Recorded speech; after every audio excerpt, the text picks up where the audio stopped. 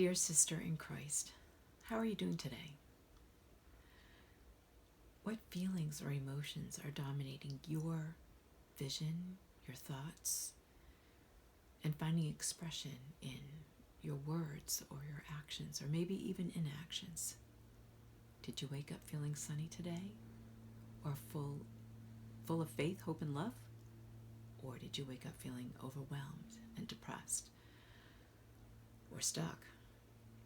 Well, I much prefer my husband's greeting of, "You look sunny today," versus his, "Well, good morning, sunny," said with an optimistic hope for a better mood from me.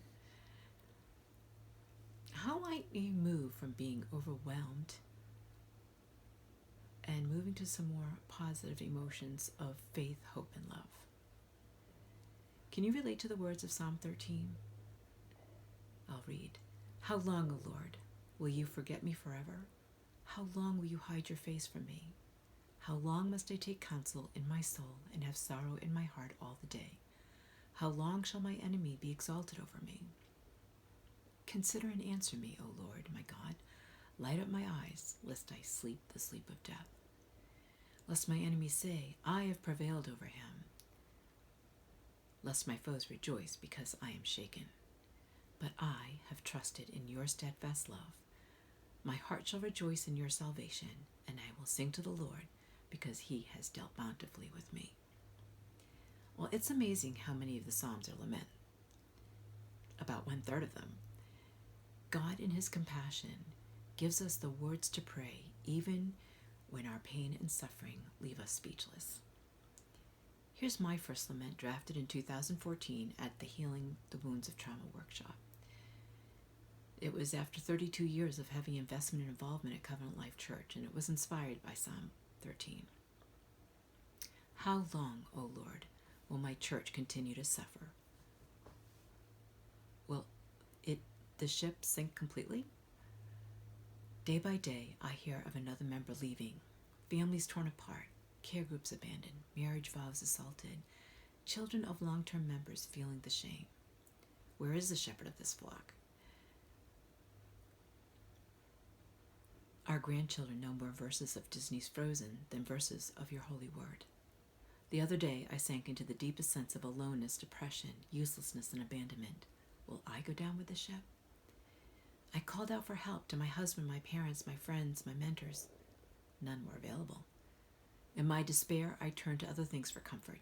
Movies, alcohol, salty foods, sweet foods, people, etc. In my pain, I turned to all the above instead of you, Jesus, the only one who could rescue me. Forgive me, Lord, for believing that these could take my pain away. You alone, Jesus, I will bring my pain to you alone. You are the anchor in the waves of gossip, slander, assault, unbelief, lost vision, and lost leaders. I will trust in you alone, O great shepherd of the flock. Silence the storm as only you can. Perhaps you may not identify with this church context, but maybe you have felt similar emotions with the long COVID restrictions, the political strife, loneliness and isolation, a disappointing marriage, the resistance or rebellion of our children despite our best training efforts, or maybe it's a personal trauma. May I encourage you today to take your strong negative emotions or laments to the lover of your soul, the one who loved you first and is seated at the right hand of the Father, interceding for you as our perfect high priest at this moment. So says Romans 8:34 and Hebrews 7:25. Well, here's your outline. Roman numeral 1, your address and complaint. Roman numeral 2, your request. Roman numeral 3, your statement of trust. Our Father wants us to come to him as children with all of our unfiltered emotions. He is intimately acquainted with your ways, and he has paid the price in blood to show you mercy and help in your time of need. Thanks for listening.